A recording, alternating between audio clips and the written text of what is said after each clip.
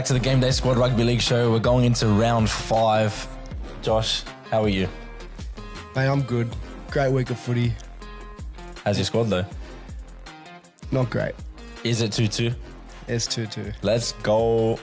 I finished up rank number 65 actually. Pretty impressed with that. I was top 3. You were coming second at one stage, and that's when I knew I was done. Yeah, I was coming second with 2 games to go. A big 4 from Grace, right? Yeah. But I'll take it. I wanted to finish in the top 50. I set myself a little goal. Fell short, but ranked number 65, and you were 174th. Oh. Yeah, I mean, didn't do myself any favours this week. Played the same players that I shouldn't have played. Big changes this round 5, but I've learned a lot. You know, a lot of key injuries this week as well and last week. So I think there's big chances for, people from down the bottom of the table in terms of their team squad this week, they can make big changes and, crack top 50. Yep. Well, every week's different, and that's the beauty of it. You got a new chance to win. None of us have cracked top 3 so far. That's the goal, right? We want to finish in top 3 at the end of the week with our squad. But as it goes in Game Day Squad, every week's a new week. And Josh, before we move on to the next week, let us know. Strikes, spare, misses. I'll go ahead and say that I've gone with 2 strikes again. I can be a little bit cocky when... Same here, I went with 2. Oh, so wow. lucky. Okay, finished 170-something and still went with 2. Yeah, I mean, I had good players this round, but just too many underperformed. So, yeah. For me, I'll go with my first one. Yeah, go your first one. Just... my first one is going to be, it's Dylan Brown. Wags, yeah, he's a beast. Last week I said, moving into the halfback role was massive for him. And, just getting the hands on the footy, for a player like Dylan Brown, he could do a lot. He could do a lot with that ball. He can. So, could you imagine if he goal kicked? Yeah, I mean, I reckon imagine that. I reckon he should have. But anyways, we'll let that go. But with the one line break, 23 tackles, 6 tackle breaks, he kicked for 222 metres, which is a bonus with Mitch Moses out. He scored a total of 68 points. Yeah, that's what you want from your half, week in, week out. I mean, I've stuck with him every round, but he was going to be out of my squad until Moses did get injured, and I was like, wait, I got to keep him in my squad because I know he's going to do well. And I thought he'd do more from an attacking perspective. He didn't have 1 try assist, did he? Only 1. Or just the 1? Just the 1 try. And they scored 4 or 5? Yeah. Correct. So I thought he'd have a bit more involvement there, which could have sent him all the way to 100 points, potentially, if Eels played better than what they did. But still, for a team that disappointed, I'm glad you had him in your squad because he did well. He's definitely a strike. Yeah. My strike, just quietly as well, the Dogs got the loss, but Josh is able to wear the hat this week just because Still love him. they were hard done by. Tough. It was tough. Jermaine Asako scored 87 and I had a gold carded. So that's how you got up there. That's how I got up there. It's all about being you got to beat the coach, right? Yeah. So when you coach, you got to make these decisions. Who you playing gold, who you playing platinum, who you playing silver, who you playing bronze. That's where all Norman's money went. 2 strikes. No, I've had Asako from the start. No money gone there.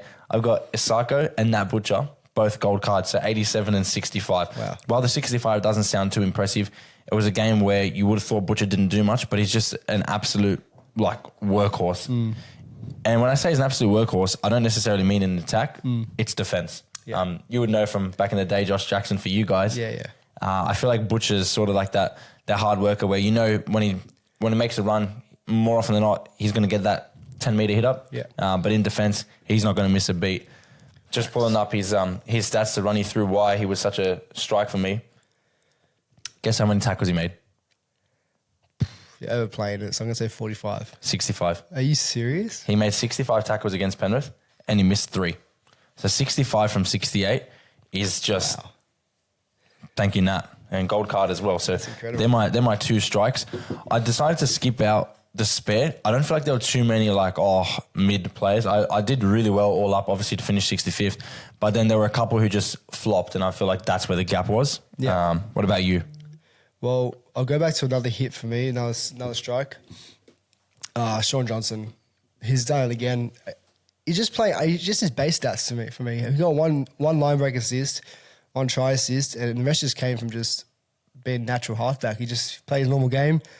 He's so mature. Yeah, I have a gold card of him, so I think he scored 80 points as a gold, and just repeat sets, playing his role in the squad, and he just does it week in, week out, which is why I'm going to keep him. Yeah. Again this week, round 5. So Souths, yeah. Yeah.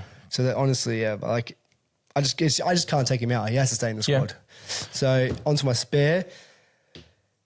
I was deciding whether to play him. I'm probably going to say I'm lucky I did. RCG, 38 tackles, 121 meters gained, the total of 49 points. I think it's the tackles. The tackles, yeah. So I think there's more work in the middle because Tigers made para work. And Bryce Cartwright was out, so I feel like the middles played a bit differently. So he had to They shared the minutes a bit more. Well, obviously, Brad Arthur said, you got to get out there and be a leader and lead from the front. And Tigers gave it a crack. Yeah, and it didn't really work for them. And I don't think that same mentality we use this week against, pretty sure they have, from memory, do you have it coming up there? Parramatta this week up against the Raiders away from home. So it's tough. So I don't tough in the middle down in Canberra. Here's my spare because I just don't see him. 49 is his highest this season. I don't see him being that score. Yeah, they had to work those tackles. He gained most of his points from those tackles. He scores that he will score higher than that on a fast track at home when he actually bags a try in a line break. Yeah, but apart from that, he's not gonna. Yeah, I had high hopes for him this season, but I just might have to just fall out of my squad. Not a miss, but just there's a lot of good middles out there going around right now. But yeah, I think I played gold Isaiah Yeo as well, which was pretty solid for me too. He could have almost been my hit. But moving on to who I've got down here written as a miss. I spoke to you about this on the weekend actually. Yeah. It's Hudson Young. I had him. He was my third gold card. So I was like, the matchup against the Sharks, who've got a weakened lineup, given that they've got a couple injuries and suspensions, I really thought Canberra were going to do well and win. And I thought on that, like running on that edge, that Hudson Young does it so well. I'm like, surely he goes over the line. I was literally focused on the attacking upside. Yeah. Didn't happen. They were up 18-0, butchered it, lost. Hudson Young had minimal impact on the match. So I got that one wrong. He scored me 31, so that's 37 with the gold card. It's just not good enough. That's probably what kept you out of the top 50. Yeah, probably at the end of the day, given that it was the last. Well, that shows last game or second last game. Last game. That shows that second last. Yeah. But that shows you how tough it is. Really, you got to hit. One player can make a huge difference. So he's out the squad. Did you crack 1,000? I didn't. No. You're close. 979 from memory. 970. So you would have cracked 1,000 if you had Olakau'atu or somebody else in that position. Yeah. For me, it's someone I've brought in the squad for this round. For round 4, I brought him in. No. Tommy, he started so strong. Got that try assist in the first 2 minutes. And 3 errors in the next 2. Yeah, and it just didn't look good at all. And I don't know if I cursed him. I think probably did. I probably did because I was cheating it up after he got the try assist. And then, his stats, 1 try assist, 1 line break assist, 2 tackle breaks. It's not Tommy. Yeah, it's rough. It's rough. Yeah, so I miss, but of course I'm playing him again. He's a gold. He was playing my gold as well, so that's what made it even tougher for me. Yeah, that is tough. So he took me down there. I reckon that's the reason why I finished so high, up so low off the table. So... Yeah, but I'll still play him again. Recruitment's not easy with these rugby league players when we're not sure how they're going to go week in, week out, but that's the beauty of it. Yeah. And I think instead of jumping on the radar, since you spoke about your transfer market decisions, why don't we just jump straight into transfer market first? Yeah. We'll do that? Alrighty. I want to kick us off, actually, with a player that plays in your beloved Bulldogs. Could you guess who it would be? Just think about... It's going to be a wet game against the Roosters. I don't think we're going to see too many points, especially from the backs. It's going to be one in the middle. Who's it going to be that I will be potentially looking to bring in? Oh, sorry, not Schneider. Sorry. What's wrong with me? Josh Curran. Close. Sam Hughes? Nah. It's Max King. Oh, yeah. I'm going for a bit of a pod here. We answered a question a few weeks ago on the podcast about a player of difference, a point of difference. Max King. We finally saw him play minutes. He played 55 minutes. If he plays 55 plus every week, especially now with the injury and the suspension in your pack, you've lost 2 forwards. So we've seen Curran move to an edge, which is why I assume you guessed him first. For sure. We're going to see Max King play in the middle. Now, Curran does have a lot of upside, but I still don't know what's going to happen with the back row. Yeah. I'm not sure. I don't know what goes on in Serraldo's mind, but I know Max King, based off what he did last week, given that there is an injury in the front row as well, he will be playing.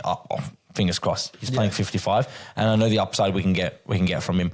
Whereas Curran, I feel like is more likely to have a few more errors, whether it's a cheeky offload or running the line so hard that he runs. There's an opportunity for another error. Yeah. And missing tackles when they attack down the edge. So I'm like, sure, he's got a higher upside, but there's a lot more points that can be taken off him in GDS. So it looks like I'll be hitting the market to try to bring in Max King. Okay, I get it. I understand that. For me, I've got a few players marked down. I got Val Holmes, Lomax. Val Holmes and Lomax. Yeah, I think, Two players that I've got in my squad. Yeah, I think goal kicking centers must. Yeah. I think we saw with you with the Sako with the goal kicking winger. It's just the way to go. I think we've seen that. Last season, there was more the halfbacks. And they were really, Nico Hines doing pretty well. But the halfbacks were doing most of the work for many squads in game day. Yeah. But now we're looking, now the centre position is just the goal kicking position. And it is. But also in attack, like I feel like centers last year barely got ball. Yeah. Whereas this season, we're seeing you had bit of a shift. You had another player like Garrick, another centre who just gets a lot of ball, mainly score a few points and kicks goals. It's just a must have. You take the last game out of it, Garrick's almost a must have. Yeah. So there's four players you could just slot into your squad. Yeah. Right there. But for me, the big one that I brought into my squad is Munster. A Silver Munster. Silver Cameron Munster. That's dangerous. I think he's just, if you're struggling on who to get this round, I think Munster is a must have because, he's itching to get that ball in his hands. See, I love that, but I got to disagree with you, Josh. Fair. Groin injury, you don't know how he's going to hold up. He could play 2 minutes. He could play 20 minutes. He could play 2 games and then not play the rest of the season. And I understand it's week by week, but the confidence you've had to bring him into the squad, I love it, but I don't necessarily back it. Sure, he could have a blinder, and I think if they go hard and he plays that full 80, he'll score points. He could probably score between 80 and 90 points, I'd say, with that card. But to play it, I just don't know with the groin. I am so confident because a player like him is so suited to game day fantasy.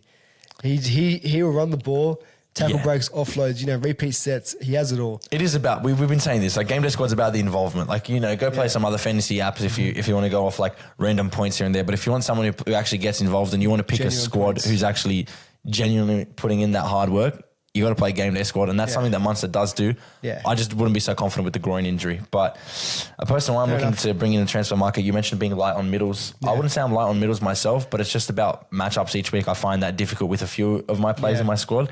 So I want someone who I can just bring in who's shown that they put in those effort areas. Yeah. And that's Tom Flegler. Obviously moved from the Broncos, scored a try in the grand final last year. Has moved to get more of that sort of alpha male role, I feel, in the pack. Yeah.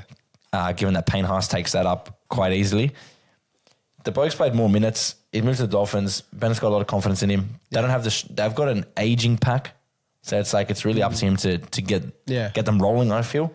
He scored 59 points this week. I'd play him against the Tigers in this upcoming week if I had him. So I might hit the market and get him. I mean, for a high-scoring game where he didn't have to get as many meters because they were going wide quite a bit. So and he still scored 59. I think for a game where it's going to be head-to-head, he could score 60s, 70s. Yeah, so that's my transfer market wrapped up. Very good. Well, do you want to go into the radar? Yeah, who's on the radar for you, Josh? Got 2 players. First one, Sam Hughes. Starting. Is that a bluff? Smoke and mirrors. It could be a masterstroke. It could be a play where he just doesn't leave that number 10 jersey. Well, I guess Doggies fans are hoping for that. Yeah, we're hoping for that because it could be a change to our season we need. Off the back of that, Curran. I believe also if Curran does start well in the second row, obviously got Press coming back, but I do think Curran holds the position starting because what a lot of Doggies fans have seen is that when he comes on, the game changes. I can't believe he's not a 13. I said it all preseason. I'm saying it now. We're speaking about fantasy on a fantasy show here, and you want him in your squad, but is there even security around these Doggies players? Like, you've got 2 Doggies players on your radar. I understand that on your transfer market, that's on the radar. You want to keep an eye out, see how it goes. Understand that. But do you take the cap off? And No, I just know. No? I just see it. These two players were hot on the fantasy market before the season started, and for some reason they haven't been started in the doggy side. And I think this is the game where we're going to see what they can do, and it's going to be a good sign for doggies fans and a good sign for fantasy squads to bring in.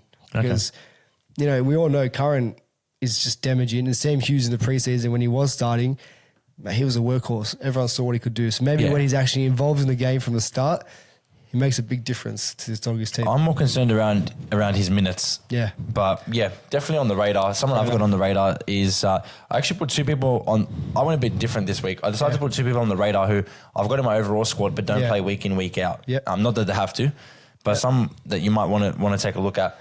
Lomax scoring well, moved to the wing against his will. It's come out today that he's looking to leave, potentially go to Parramatta next year. But this is his last year in the red and white, from what we know, from what all reports are saying. Yeah. Moved to the wing, he's getting more runs, he's breaking out of more tackles. For sure. He's focusing on just simply not doing any stupid flick passes or anything, just scoring tries and kicking goals. And it's seen him score quite well. So definitely on the radar for someone you should get. I think we focus a lot on matchups week in, week out, which is what we need to do. But the Dragons are somehow, I would say they've shocked us. I wouldn't say they've been fantastic, but they've definitely shocked us. For sure. But we thought they beat Manly. Yeah, we thought they'd be on the bottom of the table. So I thought Turbo would lap him. Yeah, jokes on us. So. But yeah, he's just getting involved, right? We can't speak about involvement enough. Like we always say, just play simple and it all comes. So I think he's just a natural player. He loves getting an offload, loves tackle breaks, plus he goal kicks, can bag a try. So it's like, where can you go wrong? Yeah, it's plenty of positives there. Another thing I don't know if you're going to agree or disagree here, Josh, but a lot of the time we even speak about it, the attacking upside of things. And I truly believe the attacking upside's a thing of beauty, especially for edge back rowers. Like, they're going to get through their work. They're going to do their base stuff. They're going to do the dirty, ugly stuff. They'll score points between as low as 30 and 45, 50. And then the rest usually comes from attack. Yeah. But it's time we look at some defensive players. And I did mention my Nat Butcher card earlier. Yeah.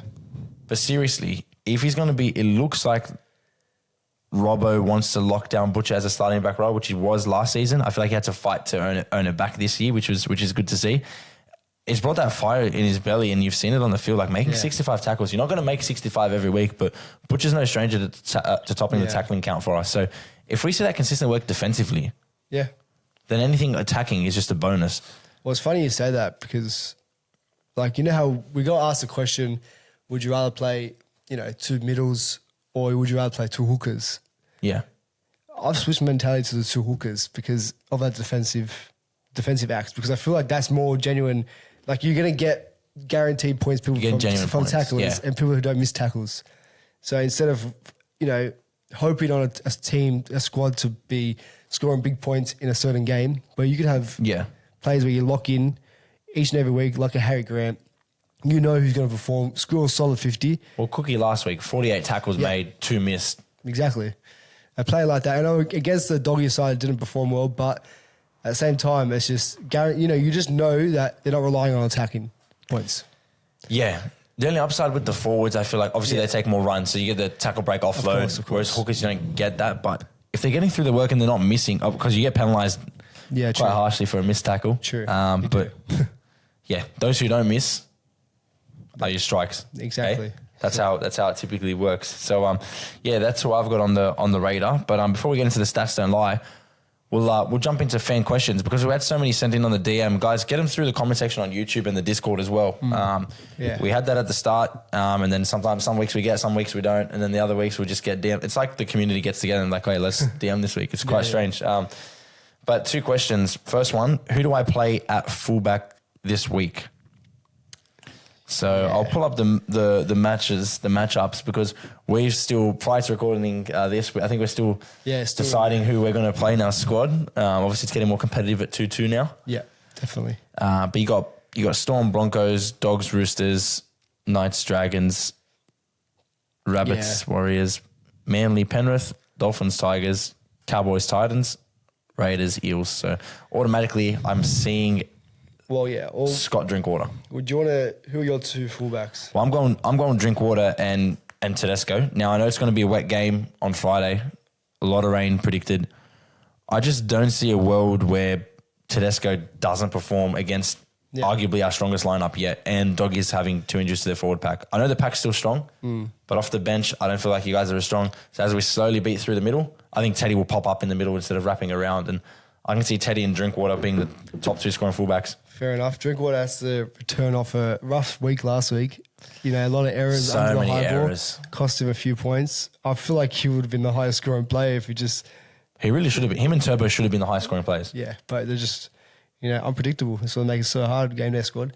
But for me, my 2 fullbacks are going to be Ryan Papenhuyzen, which I think the first time the Melbourne side have their full strength spine. Pappy over Teddy, by the way. Yeah. I think you're going to see Ryan Papenhuyzen pop up a lot in this game, especially with the, Broncos aren't at full strength. No Reece Walsh at the back, so they're going to pick that. I think Melbourne win and win well. Yeah, I think so as well. So, I mean, we've been wrong before, but I'm very confident on this. I'm very confident. I think Ryan Papenhuyzen, man of the match, and he's in this, not just try scoring, he's just going to be everywhere. And my second fullback, it's Tommy, which this is just back off faith. I have not seen Tom Trbojevic play 2 bad games in a row. I'm not putting the curse on him, but he's going to come back. I think Tedesco scored shocking against Penrith after I had a high raps for him. Yeah. You can't do anything to that Penrith line of defence. Yeah, I understand, but surely, if anyone could do it, it's Tom Trbojevic. Off the back of a rough week, surely he comes back and he just goes bang. I'm going Turbo under 60. Oh, don't say that. That'd be my bold prediction for the week. Turbo under 60, Pappy over 60. Damn, don't say that. He's my goal player, mate. Do it. I'd love to go up 3-2. But yeah, I changed Teddy. I take Papenhuyzen and Drinkwater as my top 2 fullbacks. But second question. Oh, sorry. Who was your... Tommy. Yeah. Who's the best hooker to play this round? It's crazy because Cookie actually topped the scoring. Yeah. Which is surprising. What's surprising? I feel like... I think it was the tackles. The tackles, he made a few line breaks as well. Yeah. So the line breaks got him up there. And I think that try for Tom Burgess would have been given to him as an assist. Yeah. Yeah. Hooker definitely, off the back of what I said, Harry Grant is due for a massive game as well. So look for him to play a massive role. And I've said it in the last couple of weeks, look to get Appy into your squad because he's controlling that middle for Tigers very well, making his tackles. And with Galvin out, he'll be having a bit more of a say as well, I feel, because I don't think Sullivan's the greatest at steering the team around. Up against the Titans side, not Dolphins. A Dolphins side that...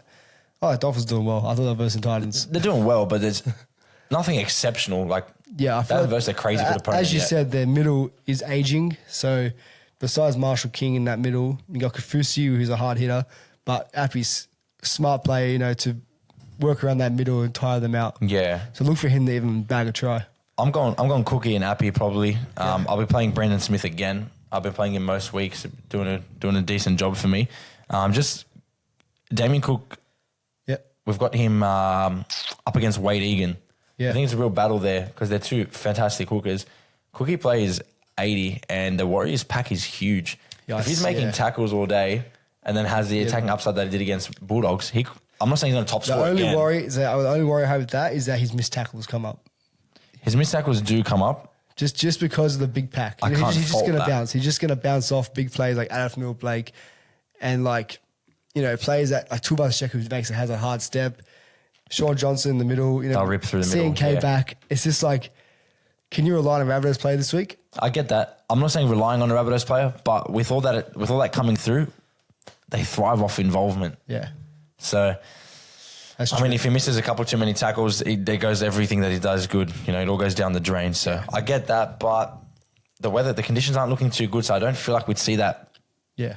Force through the middle. I get that. That's that for me. We off to our last segment. Yep. The stats don't lie. I heard you have a good one. Well, on that note, let me bring up the last scores between South Sydney Rabbitohs and the New Zealand Warriors. So the Rabbitohs have won the last 8 games. Great. That's against the Warriors. Crazy. The last 8. Obviously, they're playing the worst they've played in the last 4 or 5 years since this stat. But the stats don't lie. We But saw they don't. last week. We tried to flip I it. said the stats do lie last week. We tried to flip it and it just... And it flipped us. It did. To a degree. To a degree, yeah. So maybe the stats don't lie. to our actual squads. Look, well, de facto relationship. Yeah. South's 28-6, South's 48-10, South's 32-30, South's 60-22, South's 40-12, South's 31-10, South's 28-24, South's 30-10. They are no stranger to scoring points. They don't necessarily care about conceding. They're going to double you. Surely not. Are we looking for attacking players from South Sydney? Don't worry about Damien Cook. Don't worry about the hooking options. Are we looking for a Latrell? Is Cody Walker a pod play? Jack Wyden? We saw Jackie Wyden Boy, we saw him tear up down the edge. Who'll be goal kicking for South? Latrell. And he's not under an injury cloud or anything that we've heard, right? Yeah. He got away with a fine and not a suspension for that hit on Fox.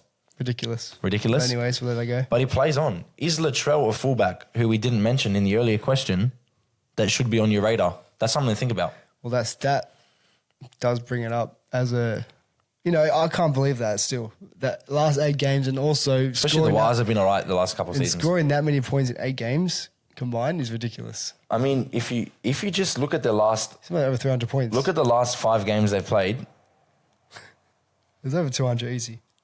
That's 200 points in 5 games. That's ridiculous. And that's worrying. Very worrying for I'm getting scared looking at that. Worrying for Warriors fans. Yeah, mate, it's a tongue twister there. But yeah, that's my stat. Stats don't lie. There could be big scores coming in this week. You can get there's points coming from everywhere. You know what? This is the first week we're going to see weather affect the game, though. There's a lot of rain predicted in Sydney. True. And a lot of the games are being played in Sydney on Friday and Saturday, I'm pretty sure. And I want to double check for everyone because obviously we don't have everything in front of us 24/7. It's true, actually. But we got Accor Stadium and then Newcastle Friday night. And then we got 2 of the 3 games in Sydney on Saturday night too. So look for a lot of errors then. Yeah, so I don't know. But the stats don't lie about the South. Imagine we see a game where it's like 12-10, Warriors win. I mean, egg on our faces, but it's food for thought. That's true. You got a stat? Yeah. Is it the Melbourne one you mentioned earlier? No. No? My stat is the Doggies have a loss with Josh Curran starting. Oh, my days.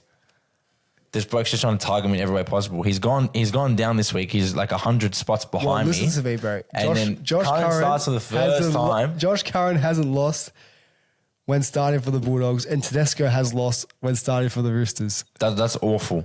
That's actually an awful stat.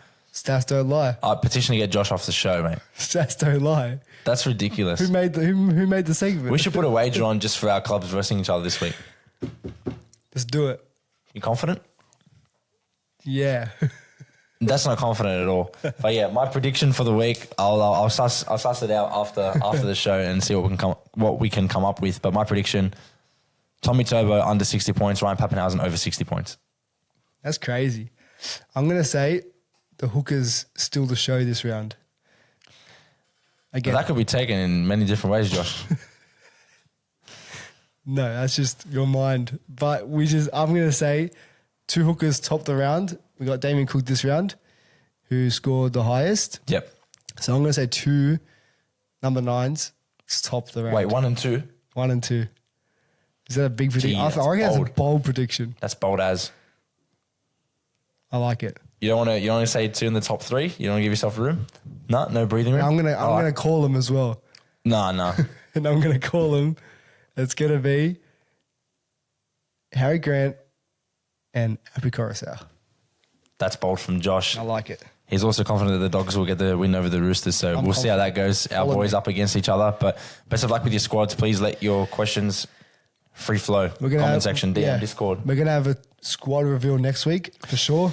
Yeah, we teased it with this week, but we definitely want to do it next week because I feel like our squads are coming together now. Yeah, coming together, and we've decided to put a bit of money in to make it. We want to keep everything super even, so we'll just let you guys know we've put a little bit of money, not much. Yeah. And we want to just improve our squads a little bit more based off all the advice we've got and all the advice we've received and opinions from you guys. Yeah. And deliver it to you guys in the next show. Yeah. So don't forget, but there's a lot of players you could pick up this round. Look into it because injuries are crazy right now, and there's little pickups you can get that can just put you up the table and people don't have. Yeah. 100%. And be careful with who you play as your gold card.